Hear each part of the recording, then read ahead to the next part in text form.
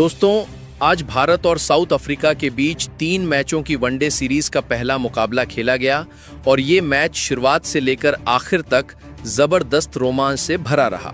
इसलिए आज की इस वीडियो में हम आपको दिखाने वाले हैं इस पहले वनडे की पूरी धमाकेदार और दिल धड़काने वाली हाइलाइट्स। तो आप इस वीडियो को आखिर तक जरूर देखिएगा और अगर आप भी टीम इंडिया के सच्चे फैन हैं तो इस वीडियो को एक लाइक जरूर दे दीजिएगा। जैसा कि आप जानते हैं, साउथ अफ्रीका की टीम इस समय भारत के दौरे पर है। टेस्ट सीरीज निपटने के बाद अब बारी आई 3 मैचों की वनडे जंग की। पहला मुकाबला खेला गया रांची के ऐतिहासिक स्टेडियम में। भारत ने टॉस जीतकर पहले बल्लेबाजी करने का फैसला लिया। क्रीज पर आए कप्तान रोहित शर्मा और उनके साथ थे यशस्वी जायसवाल।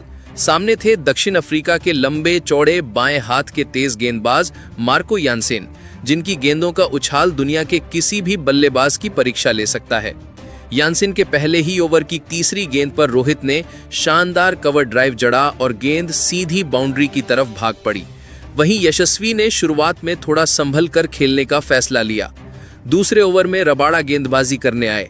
यशस्वी ने उनकी शुरुआती 2 तेज गेंदों को ध्यान से देखा, लेकिन तीसरी गेंद पर वो आगे बढ़े और एक्स्ट्रा कवर के ऊपर से बेहतरीन चौका जड़ दिया। तीसरा ओवर फिर यानसेन लेकर आए। इस ओवर में उन्होंने ऑफ स्टंप के बाहर बैक ऑफ द लेंथ गेंदें फेंककर रोहित को रोके रखने की कोशिश की। रोहित ने 2 गेंदें संभल कर खेली, लेकिन ओवर की आखिरी गेंद पर वो बैकफुट पर गए और एक शानदार कट शॉट खेलकर गेंद को सीधे बाउंड्री लाइन के पार भेज दिया। लेकिन मैच का पहला बड़ा मोमेंट आया चौथे ओवर में। यानसेन ने अपनी ऊंचाई का पूरा फायदा उठाते हुए एक तगड़ी शॉट ऑफ गुड लेंथ गेंद फेंकी। गेंद हल्का सा बाहर निकली और यशस्वी के बल्ले का किनारा लेकर स्लिप में खड़े कॉर्बिन बोस के हाथों में चली गई। यशस्वी सिर्फ 12 रन बनाकर पवेलियन लौट गए और भारत को शुरुआती झटका लगा। अब मैदान में उतरे विराट कोहली और पूरा स्टेडियम तालियों और शोर से गूंज उठा। कोहली के आते ही अफ्रीकी गेंदबाजों ने अपनी लाइन लेंथ और टाइट कर दी। रबाड़ा ने लगातार तेज गेंदों से विराट को परेशान करने की कोशिश की, लेकिन कोहली ने हर गेंद को ध्यान से पढ़ा और समझदारी से खेलते रहे। 5वां ओवर आया और रोहित शर्मा पूरी तरह लय में दिखने लगे। एनगिडी के खिलाफ उन्होंने फ्लैट बैट चौका लगाया और अगले ही ओवर में महाराज की गेंद को लॉन्ग ऑन के ऊपर से उछाल दिया। वहीं विराट कोहली भी धीरे धीरे अपनी रफ्तार पकड़ते जा रहे थे। बॉस के खिलाफ उनका बैकफुट पंच इतना शानदार था कि पूरा स्टेडियम तालियों से गूंज उठा। 19वें ओवर में जब रबाड़ा वापस आए तो विराट ने उनकी लंबी गेंद को कवर ड्राइव के लिए परफेक्ट टाइमिंग से खेला और गेंद बाउंड्री की तरफ निकल गई। 20 ओवरों में भारत का स्कोर 126 पर पहुंच चुका था। 21वां ओवर शुरू होते ही भारतीय बल्लेबाजों ने वही लय कायम रखी। एनगिडी नई स्पेल लेकर आए, लेकिन उनकी पहली ही ढीली गेंद पर रोहित शर्मा ने पॉइंट के ऊपर से एक बेहद खूबसूरत चौका जड़ दिया और भारतीय रन फ्लो उसी रफ्तार से चलता रहा। रोहित की टाइमिंग इतनी लाजवाब थी कि गेंद जैसे ही बैट से निकली सीधे बाउंड्री की ओर भागती चली गई। दूसरी ओर विराट कोहली बेहद शांति और पूरे धैर्य के साथ अपनी पारी को वन तरीके से आगे बढ़ाते रहे। महाराज की स्पिन को उन्होंने बड़ी सहजता से डिफेंस, सिंगल और हल्के फुटवर्क के साथ खेला। वहीं कॉर्बिन बोस की स्विंग गेंदों को रोहित शर्मा ने शानदार स्क्वायर कट में बदलकर बाउंड्री की राह दिखा दी। उधर कोहली रबाड़ा की हार्ड लेंथ गेंदों पर अपने क्लासिक कवर ड्राइव खेलते नजर आए, जिनकी टाइमिंग में उनका पुराना सोना जैसा टच साफ दिख रहा था। 26वें ओवर में कोहली ने बैकफुट पर जाकर एक बेहतरीन कट शॉट खेला। गेंद सीधे फील्डरों के बीच का गैप चीरती हुई 4 रन के लिए निकल गई। वहीं रोहित ने एक्स्ट्रा कवर के ऊपर लगातार 2 चौके जड़कर रन गति में जबरदस्त तेजी ला दी। 28वें ओवर की तीसरी गेंद पर वो पल आया जिसका इंतजार हर भारतीय फैन को था।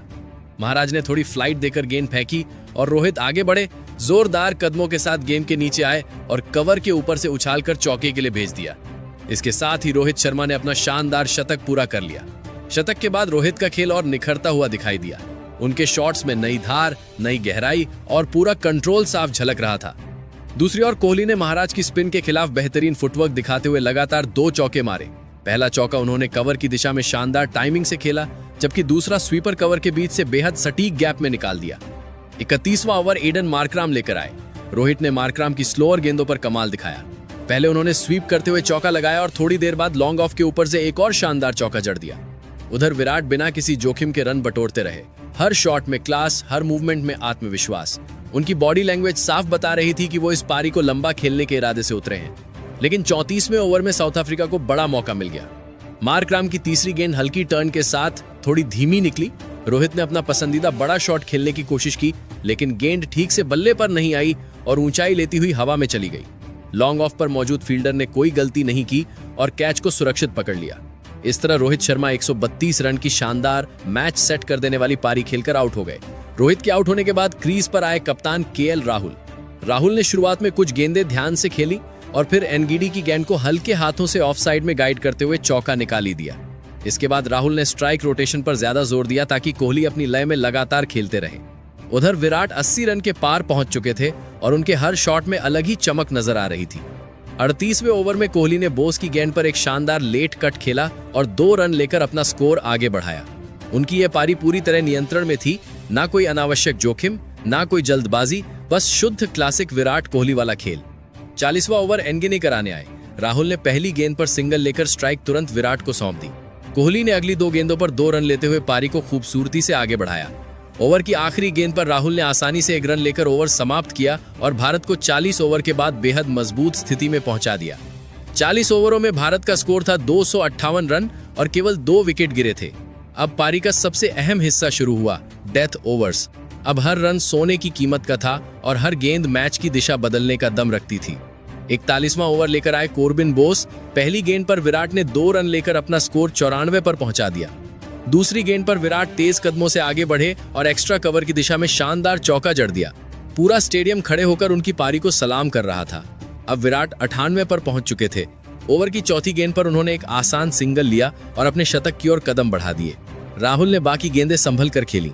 42वां ओवर एनगिडी लेकर आए। पहली गेंद थोड़ी शॉर्ट थी और राहुल ने बैकफुट कट लगाकर चौका बटोर लिया। स्ट्राइक बदलने के बाद कोहली ने एनगिडी की फुल लेंथ गेंद को मिड विकेट की दिशा में खेलते हुए 2 रन लिए और अपना शानदार शतक पूरा किया। विराट ने बल्ला उठाया। पूरा मैदान तालियों से गूंज उठा, लेकिन कोहली यहां रुकने नहीं आए थे। उनका लक्ष्य अब बड़ा शतक था। अगले 2 ओवरों में कोहली और राहुल ने बिना किसी जोखिम के स्ट्राइक रोटेट करते हुए रन जोड़े। राहुल ने रबाडा की गेंद पर शानदार कवर ड्राइव लगाकर चौका हासिल किया और अपनी लय भी पकड़ ली। भारत का स्कोर अब 300 के पार जा चुका था। 45वें ओवर में गेंदबाजी की जिम्मेदारी दी गई महाराज को, लेकिन अब कोहली पूरी तरह सेट थे। ओवर की पहली गेंद पर विराट ने बेहतरीन स्वीप शॉट खेला और गेंद सीधी बाउंड्री की तरफ निकल गई, 4 रन। अगली ही गेंद पर उन्होंने तेज कदमों से आगे बढ़ते हुए इनसाइड आउट शॉट खेला और गेंद हवा चीरते हुए बाउंड्री के बाहर जा गिरी। राहुल ने भी ओवर की आखिरी गेंद पर लॉन्ग ऑन के ऊपर से शानदार टाइमिंग के साथ शॉट लगाया और चौका जड़ दिया। 45 ओवरों के बाद भारत 2 विकेट खोकर 322 रन पर पहुंच चुका था। स्कोरबोर्ड पूरी तरह नीला नजर आ रहा था। इसके बाद आया 46वां ओवर और लुंगी एनगिडी के खिलाफ विराट कोहली का असली प्रहार देखने को मिला। पहली ही गेंद पर विराट ने पिकअप शॉट खेला। गेंद मिड विकेट के ऊपर से उड़ती हुई 4 रन के लिए गई। अगली गेंद पर उन्होंने सहजता से 2 रन लिए। तीसरी गेंद पर विराट ने कवर के ऊपर से जोरदार शॉट खेला। गेंद सीधी बाउंड्री में जाकर टकराई। राहुल ने भी इस ओवर में स्ट्राइक रोटेट करते हुए विराट को अधिक से अधिक खेलने दिया, लेकिन मौका मिलते ही उन्होंने पहली गेंद पर चौका लगाकर अपना अर्धशतक पूरा किया। राहुल अब पूरी लय में आ चुके थे। ओवर की चौथी गेंद पर उन्होंने शानदार पुल शॉट खेला और 4 रन बटोर लिए। 44वां ओवर लेकर आए कगिसो रबाडा। उन्होंने यॉर्कर डालने की कोशिश की, लेकिन विराट ने तेज हाथों से उसे लॉन्ग ऑफ की दिशा में धकेलते हुए चौके में बदल दिया।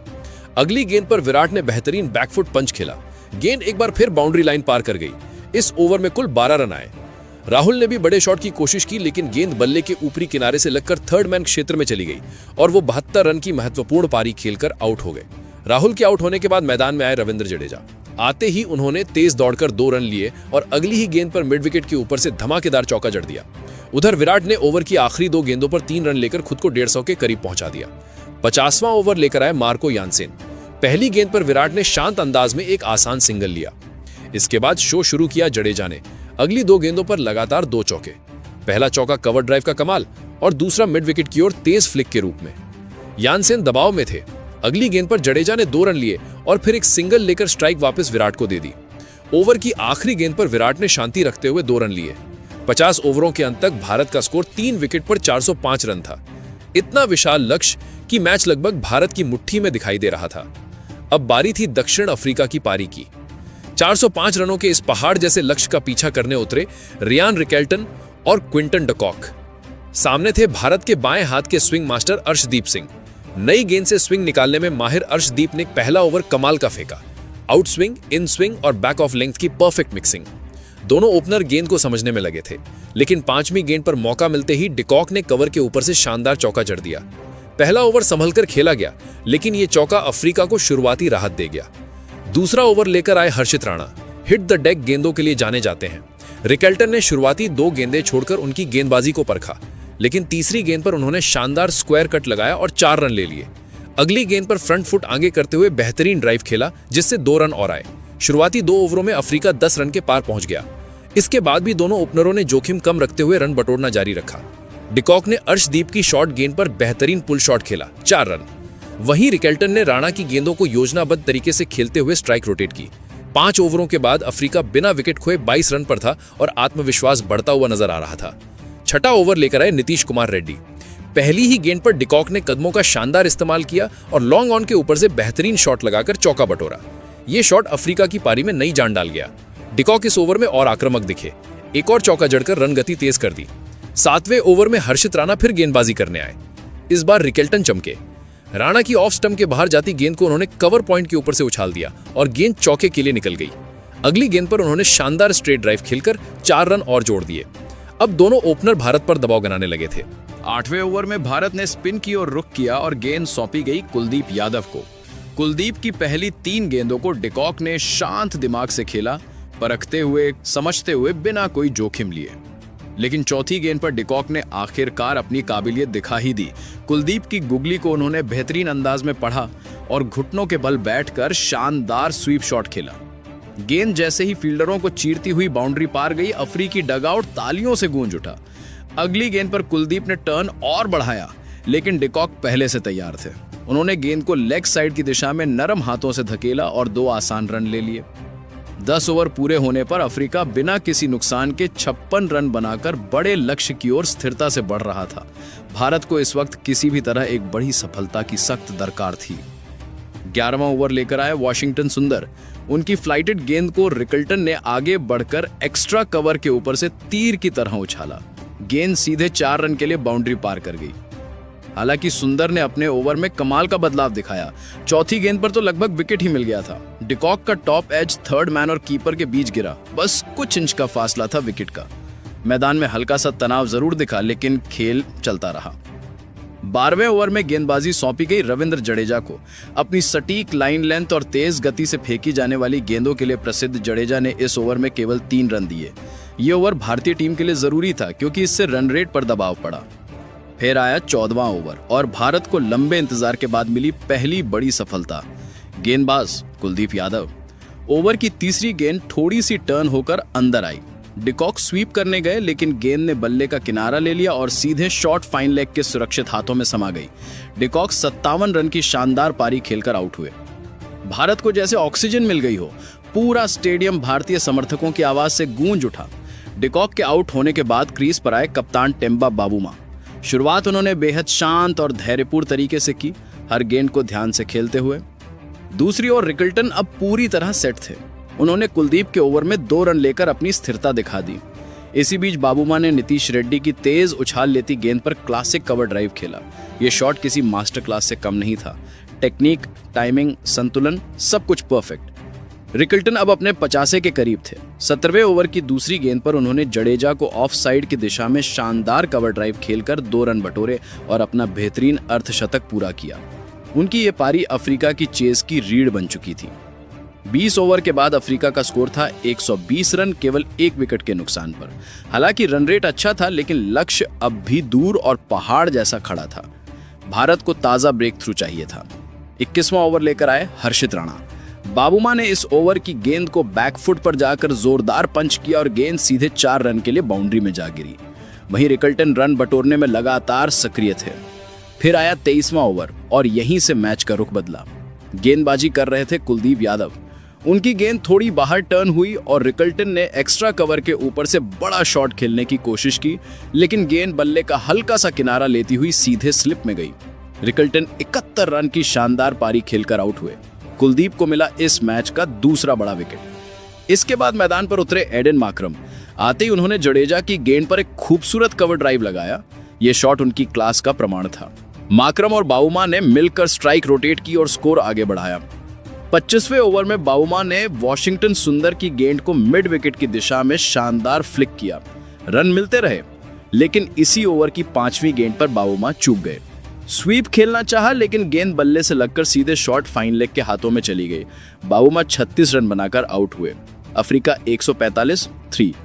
इसके बाद क्रीज पर आई युवा बल्लेबाज डिवॉल्ट ब्रेविस और आते ही उन्होंने अपना टैलेंट दिखाना शुरू कर दिया। नीतीश रेड्डी के खिलाफ बैकफुट पर जाकर कट शॉट 4 रन। फिर अगली ही गेंद पर लॉन्ग ऑन के ऊपर से शानदार हिट। स्टेडियम में शोर बढ़ गया। उधर माकरम की क्लास भी दमक रही थी। उन्होंने जडेजा की गेंद को इनसाइड आउट खेलते हुए सुंदर चौका लगाया। ब्रेविस भी पीछे नहीं रहे। उन्होंने कुलदीप की गुगली पढ़कर कवर में बेहतरीन चौका निकाला।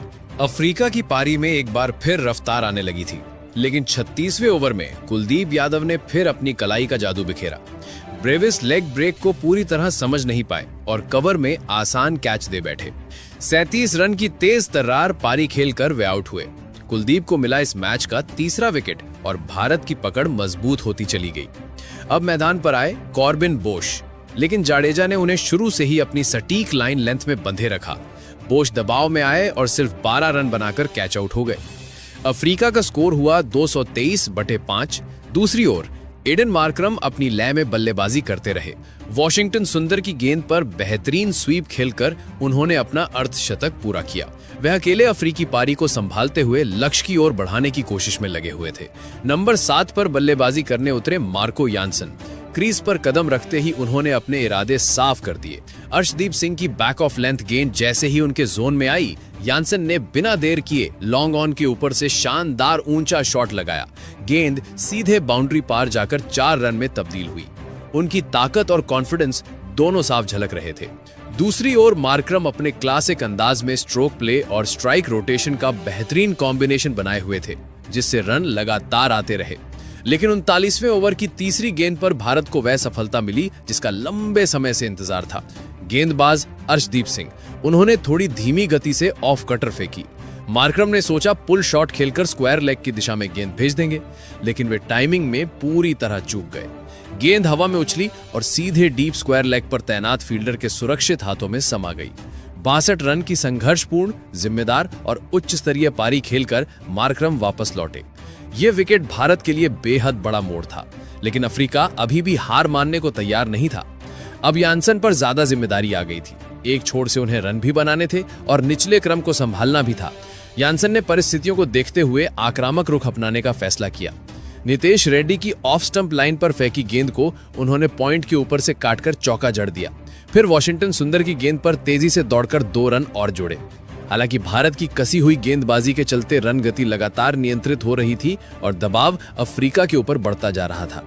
आखिरी 5 ओवरों में अफ्रीका ने अपनी ओर से पूरी कोशिश की कि जितना ज्यादा संभव हो उतने रन जोड़े जाएं। 44वें ओवर में यानसन ने जडेजा की फ्लैट गेंद को मिड विकेट की दिशा में फ्लिक किया। गेंद तेजी से बाउंड्री लाइन पार कर गई। अगली गेंद पर उन्होंने 2 रन निकालकर अपने इरादे और साफ कर दिए। वे आखिरी तक लड़ने आए थे। धीरे धीरे लेकिन मजबूती से यानसन ने अपनी पारी को आगे बढ़ाया और 50वें ओवर तक पहुंचते पहुंचते अपने 25 रन पूरे कर चुके थे। अफ्रीका ने अंत तक संघर्ष जारी रखा और 50 ओवरों में 336 रन बनाकर पारी समाप्त की।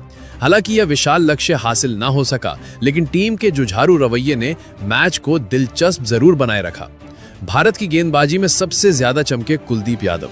उन्होंने 3 महत्वपूर्ण विकेट निकालकर पूरे मैच की दिशा मोड़ दी। अर्शदीप सिंह भी शुरुआत और अंत दोनों समय पर घातक साबित हुए। उन्होंने 2 बड़े विकेट लेकर विपक्ष की कमर तोड़ी। रविंद्र जाडेजा अपनी सटीक लाइन लेंथ और कसी हुई गेंदबाजी से 1 विकेट ले गए, लेकिन सबसे बड़ा प्रभाव उनकी इकोनॉमी और बीच के ओवरों में बनाए गए दबाव का रहा। और इसी शानदार दमदार जीत के साथ टीम इंडिया ने सीरीज में 1-0 की महत्वपूर्ण बढ़त हासिल कर ली है। तो दोस्तों, अब आपकी बारी। आपके हिसाब से इस मैच में भारत की जीत का असली हीरो कौन रहा? कमेंट में अपनी राय जरूर शेयर करें।